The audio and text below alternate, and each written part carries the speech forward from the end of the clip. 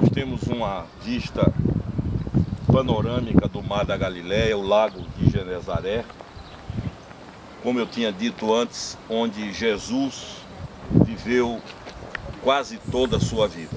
Foi à beira desse mar que grandes milagres aconteceram, não só à margem, mas no próprio mar.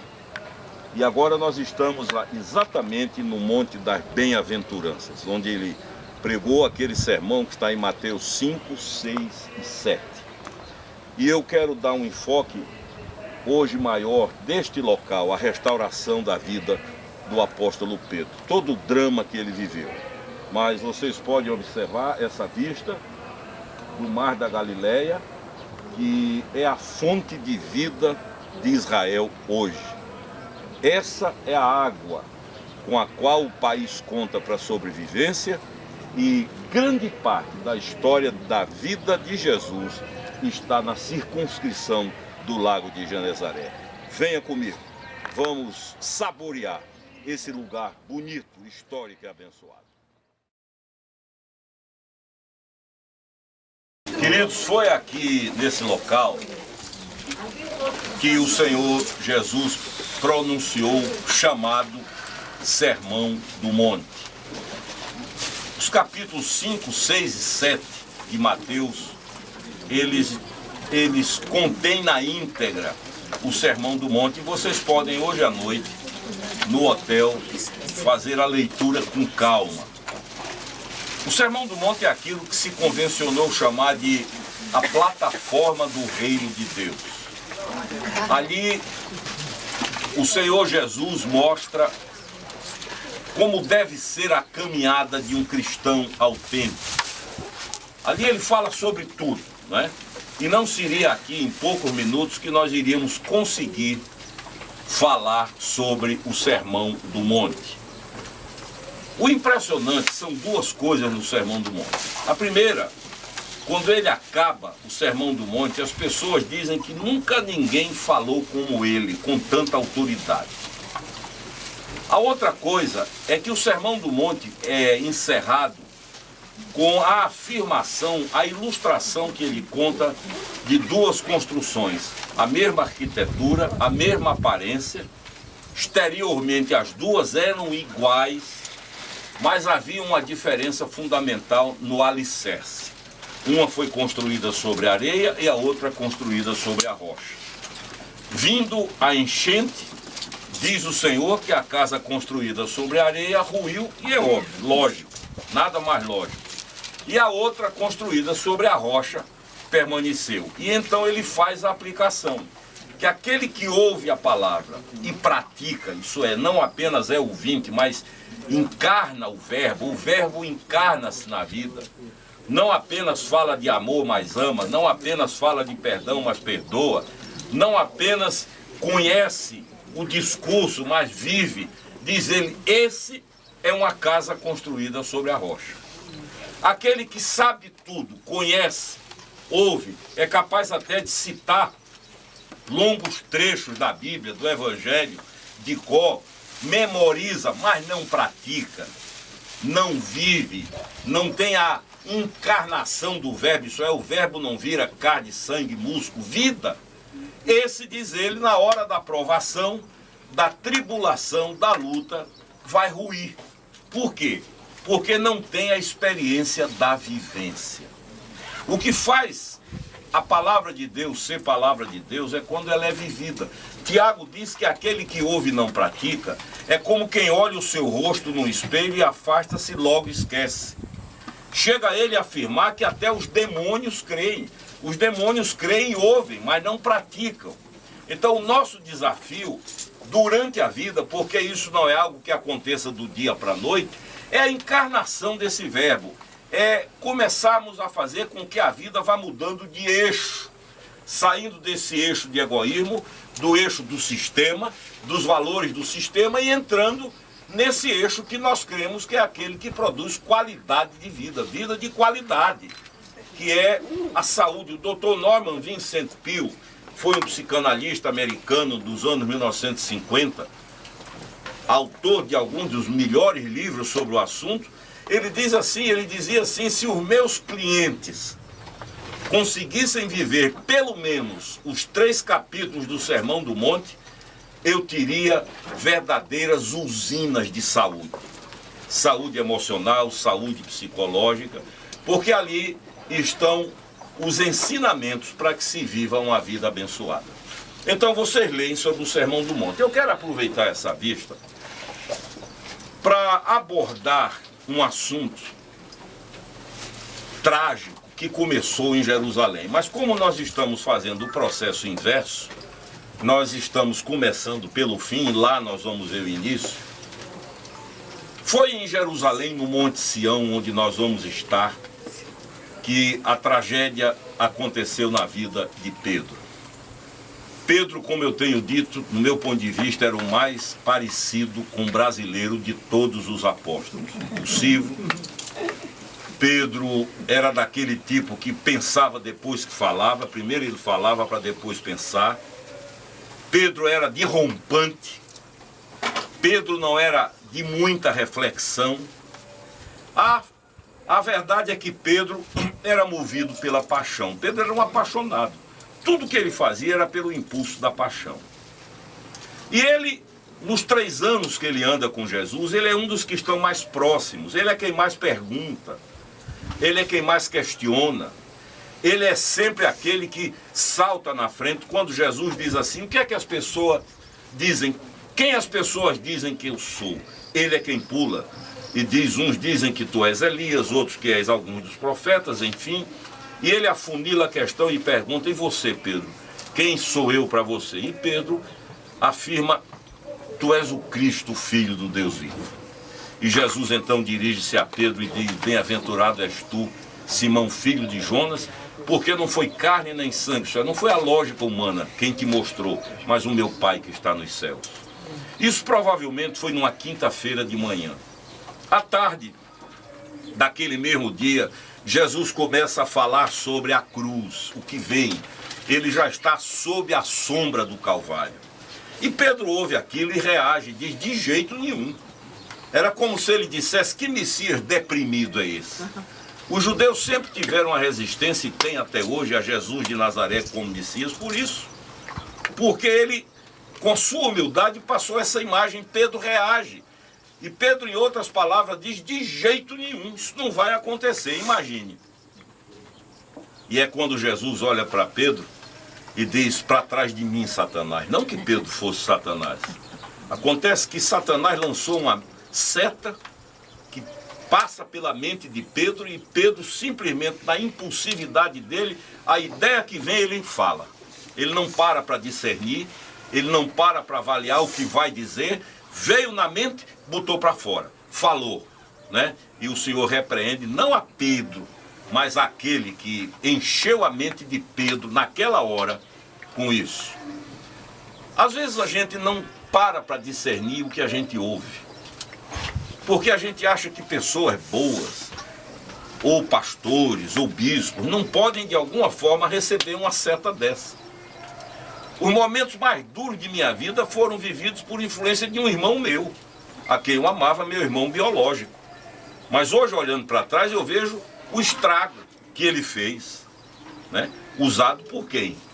Por essas setas que vinham na mente dele, e eu ingenuamente achava que pelo fato de ser meu irmão, dali não poderia sair nada que pudesse me prejudicar. Dele, necessariamente não.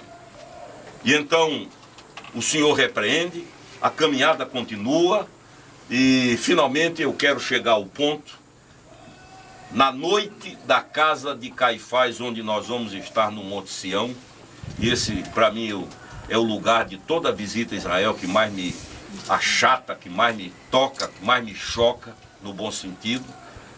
O Senhor passa a noite numa cova, lá nós vamos ler o salmo que ele disse naquelas entranhas da terra, e o dia vem surgindo porque Pedro havia trocado umas ideias com Jesus, e Pedro afirmava a sua coragem, e disse ainda que todos te deixam, eu não te deixarei, e só vão te pegar se passarem por cima do meu corpo. E Jesus diz a ele, Pedro, Pedro, antes que o galo cante, tu me negarás 3 vezes. E Pedro acha isso um absurdo, é como se ele dissesse, Jesus não sabe de nada, né? Ele está excessivamente preocupado. Jesus é preso. Quando Pedro vê a cena, recua. Depois aproxima-se, vai ao pátio da casa onde nós vamos estar, que é um lugar também original. Ali é frio, acende-se uma fogueira e alguns personagens começam a transitar, e diz a Bíblia que Pedro estava no meio deles. Pedro havia pedido a João para falar com alguém da casa, porque João era amigo, para que ele pudesse entrar. Ele entra e senta junto à fogueira, e de repente passa alguém e diz a Pedro: você anda com ele. Pedro diz: de jeito nenhum, você está enganado, você está pensando que eu sou outro. Aí passa depois uma outra pessoa, uma doméstica, e dirige-se a Pedro: você é um deles. Pedro diz: não, eu já disse que não, você está enganada, você está pensando, você viu outra pessoa, talvez parecida comigo. Passa outra pessoa e diz: você anda com ele porque o seu sotaque denuncia, o seu jeito de falar denuncia. Você é galileu, ele estava na Judéia. E o seu sotaque é daqueles que andam com ele. E Pedro mais uma vez nega, e não somente nega, mas um dos evangelistas diz que ele jura, roga praga, além de negar. É a derrocada de Pedro. Primeiro ele nega, depois ele jura que não conhece. O homem que 24 horas antes havia dito: ainda que todos te deixem, eu jamais te deixarei. E depois ele roga uma praga para quem afirma que ele conhece Jesus. O dia vem amanhecendo, o galo canta, anuncia a madrugada, e desse instante Jesus é içado. Vocês vão ver lá em Jerusalém que não havia outra forma de tirá-lo da prisão do sumo sacerdote, porque a casa do sumo sacerdote tinha uma prisão, se não fosse pelos ombros puxando da cova de baixo para cima. Nesse momento ele é tirado, e há uma, entre aspas, coincidência. Quando Pedro olha para a saída, é exatamente a hora que Jesus olha para ele e os olhares se cruzam. Não há uma palavra, o Senhor não diz nada, mas quando o olhar de misericórdia, de graça, de amor, que não julga, que não condena, cruza com o olhar de Pedro, a ficha cai. O galo canta e a ficha cai, e Pedro lembra. E ele desce desesperado na direção do Ribeiro de Cedron, uma rampa, uma escadaria, que vocês vão ver também, é original, está lá. E ele desce batendo no peito aos prantos e gritando a sua miséria. Diz o Caio que é como se ele dissesse: eu não sou Pedro, eu sou pó. Eu não sou Pedro, eu sou um zero à esquerda. Atravessa o Ribeiro de Cedron, sobe pelo Monte das Oliveiras, Vale de Josafá, aos prantos, e some na noite. E desiste. Desiste não só de andar com Jesus, mas desiste dele. Ele tanto desiste dele que ele diz que vai voltar à velha vida aqui na Galileia. Vêm os outros acontecimentos. Jesus de Nazaré é crucificado. No terceiro dia ressuscita. Pedro não resiste. E quando Jesus ressuscita, que encontra as mulheres, ele diz assim: digam a meus discípulos e a Pedro que eu encontro com eles na Galileia. Aqui. É o único que cita, que é citado nominalmente, é Pedro. Por quê? Porque o grande psicólogo está trabalhando na restauração da mente de Pedro. Se ele diz: diga aos meus discípulos que vão, Pedro não vinha. A conclusão de Pedro seria óbvia: depois do que eu aprontei o que eu aprontei, de aprontar o que eu aprontei, eu não sou mais discípulo, eu era. No entanto, o Senhor particulariza o fracassado. Ao contrário do que a igreja faz hoje, muitas vezes, com suas regrinhas bobas, tolas, destruidoras, engessadoras. Ele olha e diz: diga a meus discípulos e a Pedro. Isso levanta a autoestima de Pedro. Pedro diz: lembrou de mim, né? Apesar do que eu fiz, não esqueceu de mim. Apesar do que eu aprontei, ele ainda lembra de mim. E eles: eu nunca havia entendido porque Jesus, depois de ressuscitado, teve que vir aqui. Ele veio aqui só para isso, porque ele subiu ao céu lá de Jerusalém. Ele veio aqui só para para reconstruir a psique destruída de Pedro. Por isso que na Bíblia só há 2 vezes a palavra braseiro. A primeira menção da palavra braseiro é na casa de Caifás, onde ele negou, diante da fogueira. E a segunda é aqui, nessa beira-mar. Porque eles estão pescando, e do meu ponto de vista há 2 milagres espantosos. O primeiro é que eles passam a noite no mar mais piscoso do mundo e não pegam nada. O dia está amanhecendo quando alguém se põe na praia, um vulto, e grita para o barco: filhos, vocês têm alguma coisa para comer? E eles respondem de lá: não, passamos a noite inteira e não pegamos nada. E essa pessoa que era o Senhor, diz daqui da praia, grita para eles: lancem a rede à direita do barco. E diz a Bíblia que eles fazem isso. E pegam 153 grandes peixes a ponto de quase o barco afundar. João está ali de lado, levanta-se e diz: eu já vi esse filme. É o Senhor. Porque esse mesmo acontecimento se dera 3 anos antes. E diz a Bíblia que quando João diz ao Senhor, Pedro se veste porque estava nu, mergulha nessas águas e vem com braçadas vigorosas na direção do Senhor. Pedro já havia decidido: eu vou. Não sei o que vai acontecer, se eu vou ser julgado, condenado. Agora é 880, ou vai ou racha. O que eu não quero é mais ficar nesse estado de coisas. E nada na direção da praia. E os dois se veem frente a frente. Como eles se viram frente a frente no quintal onde Pedro negou. Olho no olho. Essa é a hora que diferencia Jesus de todo religioso e de toda religião.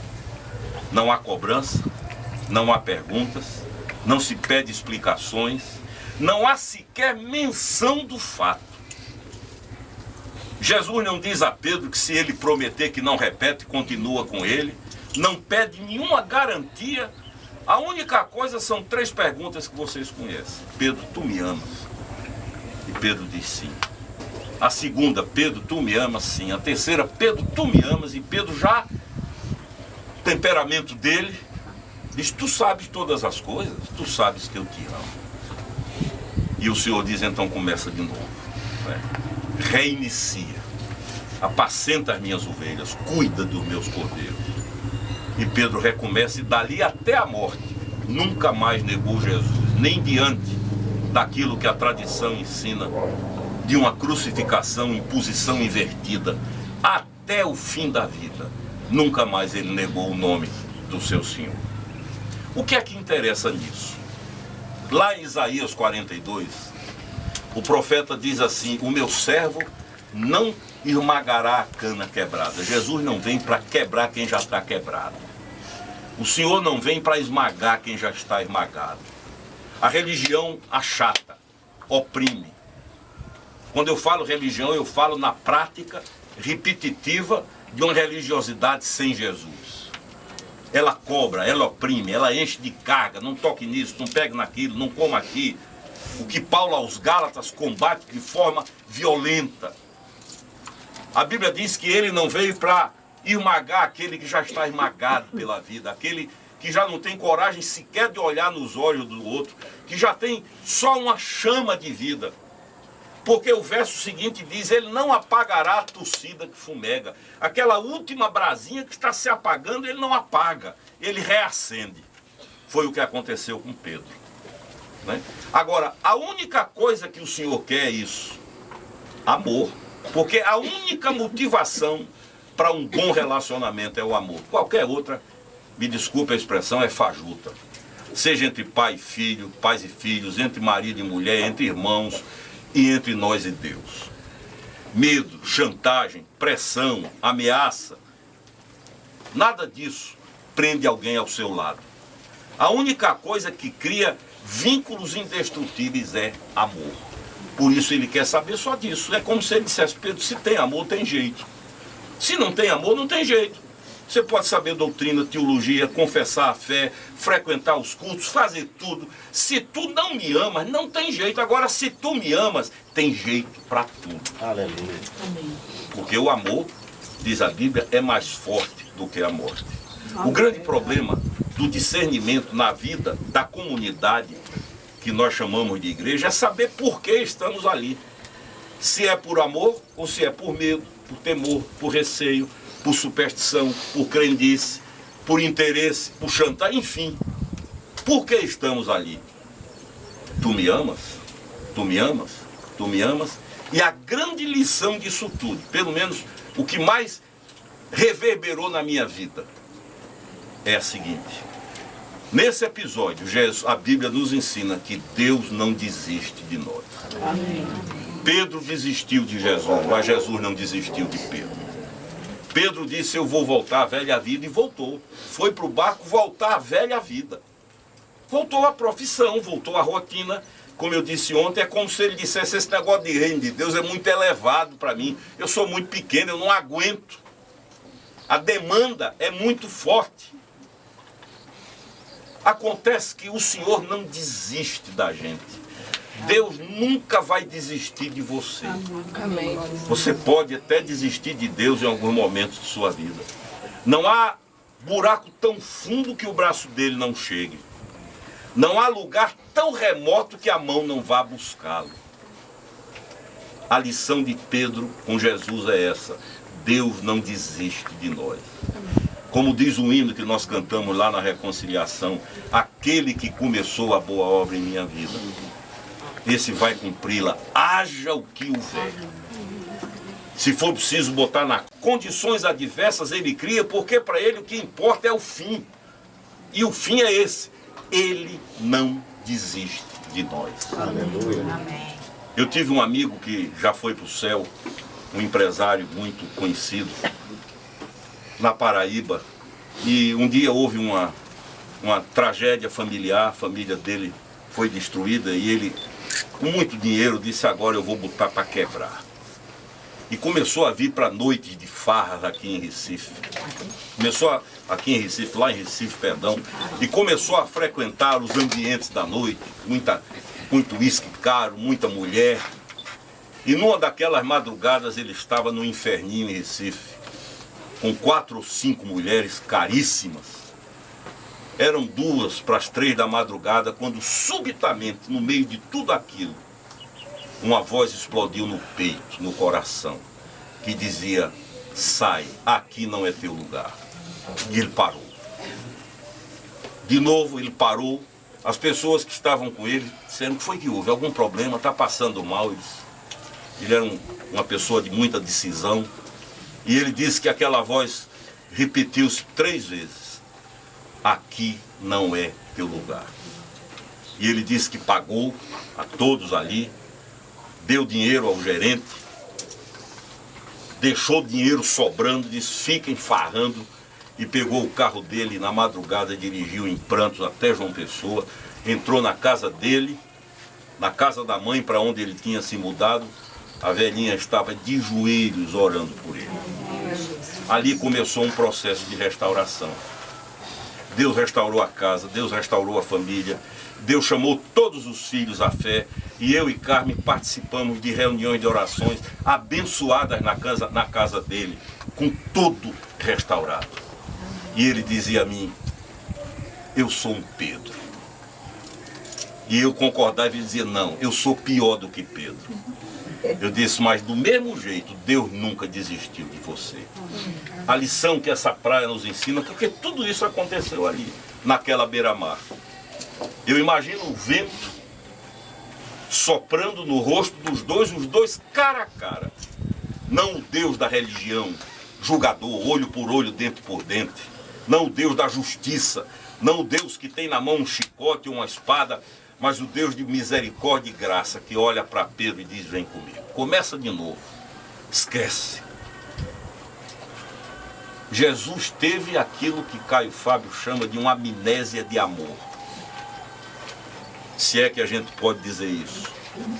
Não fez sequer uma referência, como eu e você fazemos quando queremos perdoar. Perdoa, mas... E aí conta a história todinha de novo. Quer o perdão, eu dou. Nada. Sabendo de tudo, não fez menção de nada. Quero concluir dizendo o seguinte. Descansem. Primeiro, o perdão de Deus é uma fonte inesgotável. A reverenda Antônia Elias dizia que a cruz do Calvário é uma fonte inesgotável de perdão que jorra por toda a eternidade. Segundo, Deus não desiste de você, nem de mim, nem de você. Vai nos buscar onde nós estivermos. Deus não desiste dos filhos que nós consagramos a Deus. Amém. Lembram de Ezequiel 16? Quando Israel rompe a aliança e o Senhor diz: mas eu me lembrarei da aliança feita contigo nos dias da tua mocidade. Quando Deus assume um compromisso, uma aliança, ela está construída no caráter dele. Portanto, descansem, relaxem. Vocês não têm que pagar mais nada, foi pago. Não há mais caminhos a serem percorridos, promessas a serem cumpridas. Agora é festa, é celebração. Eu vi a história que duas amigas nossas gravaram num CD de um mendigo que foi convidado por um rei para passar uma semana no palácio. E o mendigo entrou no palácio, ficou deslumbrado. E o rei levou o mendigo para os aposentos, para o quarto dele, e disse: bom, o seu quarto é esse, agora o palácio é seu. Durante uma semana você faça o que quiser, você vai ter o que quiser, é só mandar. E diz o louvor, isso é um louvor, que o mendigo ficou tão impactado com a beleza do quarto que não conheceu nada no palácio. Perdeu a semana. Nós corremos esse risco. Quando o Senhor disse está pago, está pago. Não há, me permita a expressão, velhacaria em Deus. Se Ele disse que pagou, é porque pagou. E a nossa resposta em santidade não é para pagar, é em amor, é em gratidão, por amor ao que Ele fez por nós. E Ele sabe que nós não temos forças. O que Ele quer é que nós sejamos verdadeiros. Qual era a grande briga de Jesus com esses religiosos daqui? Ainda hoje eu estava vendo um todo com trança, com aquela roupa preta. É o que eram os fariseus. Os fariseus na quinta-feira iam para as esquinas do mercado orar em público para serem vistos. Quando jejuavam, propagavam. Jesus chega e diz: olhe, quando vocês jejuarem, lavem o rosto, penteiem o cabelo, tenham a aparência de quem comeu muito, porque senão não vale nada. É só ostentação. O que Deus quer é o nosso coração. Esse mar é saber amar, onde Ele restaurou Maria Madalena, onde Ele restaurou Pedro, onde Ele atendeu a Ciro Fenícia, cuja filha estava possessa. É testemunha dessa graça extraordinária de Deus. Portanto, sabe o que sobra para a gente? Celebração, louvor, gratidão. Jesus nunca vai decepcionar você. Amém.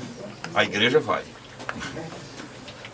Meu irmão passou 50 anos afastado da igreja, magoado, ferido. 15 dias antes de morrer num acidente, Deus o restaurou. A igreja, porque a igreja é humana, ela é falha. A instituição é perversa. Agora, você jamais vai conhecer alguém que diga: eu estou decepcionado com Jesus. Amém. Por isso, falar do Evangelho não é falar de igreja nem de religião, é falar do amor de Deus. Que essa mesma brisa que soprou sobre nós essa hora, e que deve ter sido também o clima, talvez mais frio, porque a conversa dos dois se deu numa madrugada com o nascer do sol, seja a brisa que vai arejar o coração para nos ensinar a relaxar e a entender que o perdão dele não tem limite.